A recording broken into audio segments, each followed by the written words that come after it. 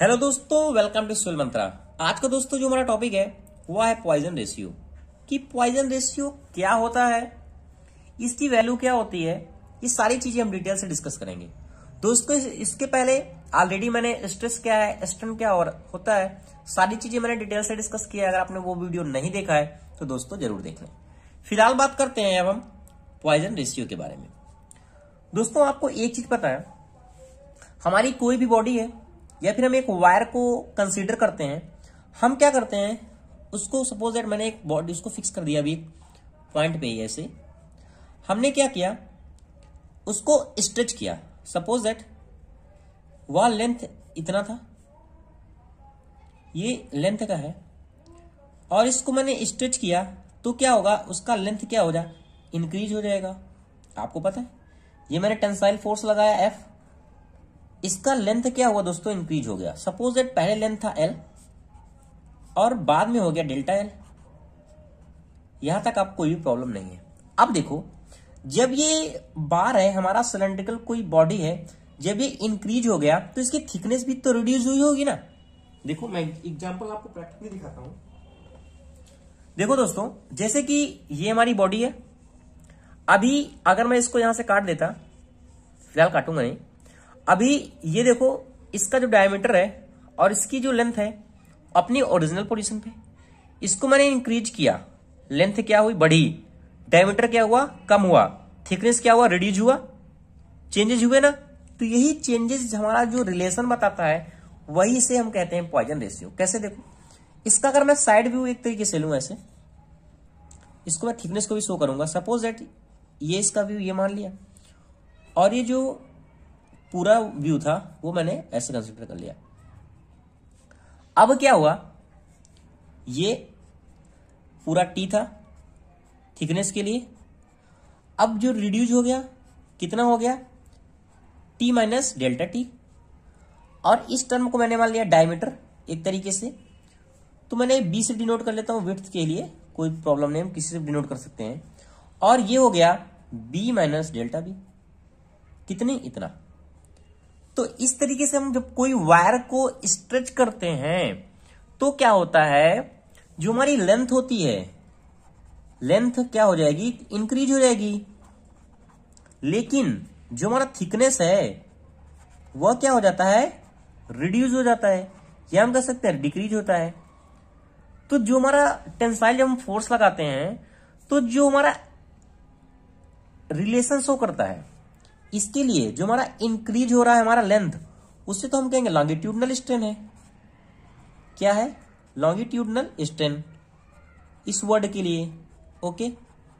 और जो हमारा डिक्रीज हो रहा है वह थिकनेस है या फिर डायमीटर हमारा जो डिक्रीज हो जाएगा उसे हम कहते हैं लेटरल स्ट्रेन, लेटरल स्ट्रेन। तो जो हमारा रिलेशन बताएगा लॉन्गिट्यूडनल स्ट्रेन के बीच में और लेटरल स्ट्रेन के बीच में, वही हमारा कहलाता है पॉइजन रेशियो। कैसे, देखो अब मैं अगर बात करूं तो जो हमारा लॉन्गिट्यूडनल स्ट्रेन है, क्या लॉन्गिट्यूडनल हमारा जो स्ट्रेन होगा, लॉन्गिट्यूडनल स्ट्रेन, ओके, वो मैंने मान लिया लॉन्गिट्यूडनल स्ट्रेन हमारा क्या है, डेल्टा एल अपन एल है, क्योंकि change in length upon original length.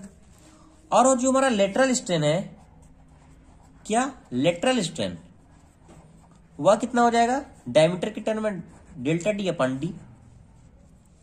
यह रिलेशन और यह रिलेशन जो बताएगा वही हमारा कहलाता है पॉइजन रेशियो। अब देखो इस कंडीशन में जो हमारी फॉर एन इलास्टिक लिमिट के लिए जो हमारा लेटरल स्ट्रेन होता है, क्या जो हमारा लेटरल स्ट्रेन है वह हमारा डायरेक्टली प्रोपोर्शनल होता है किसके, लॉन्गिट्यूडनल स्ट्रेन के, लॉन्गिट्यूडनल स्ट्रेन के। क्यों, हमने लेटरल स्ट्रेन प्रोड्यूस किया, दोनों रिलेशन बता रहे हैं ना।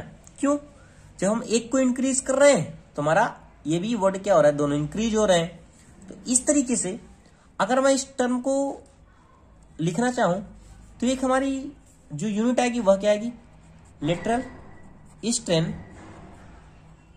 अगर मैं इस कांस्टेंट टर्म को प्रोपोर्शनल को हटाऊं, मैंने मान लिया m है और इनटू क्या है, लॉन्गिट्यूडनल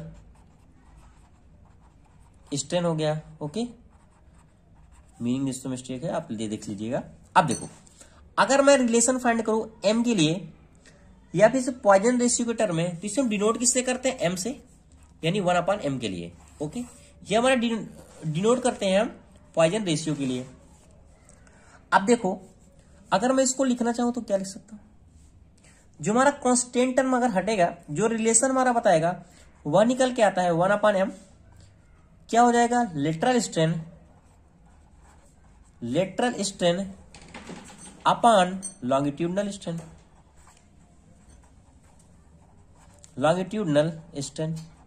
तो यही दोस्तों इसे हम कहते हैं पॉइजन रेशियो।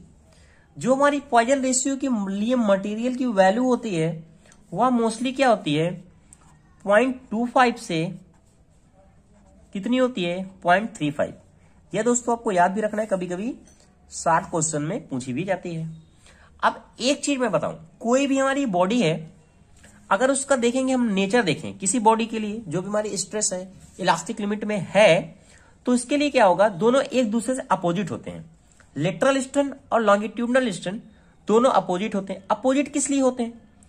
अगर देखें, अगर हम एक को इंक्रीज करते हैं तो दूसरा क्या हो रहा है? डिक्रीज हो रहा है। सपोज दैट अगर हम लेंथ को इंक्रीज कर रहे हैं तो थिकनेस उसकी रिड्यूस हो रही है ना।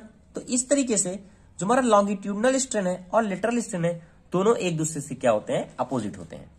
तो ये दोस्तों हो गया इसका complete study. Thank you watching this video. दोस्तों अगर आपको समझ में आया कि पॉइजन रेशियो क्या होता है तो इस वीडियो को जरूर लाइक करें, शेयर करें और कमेंट करें।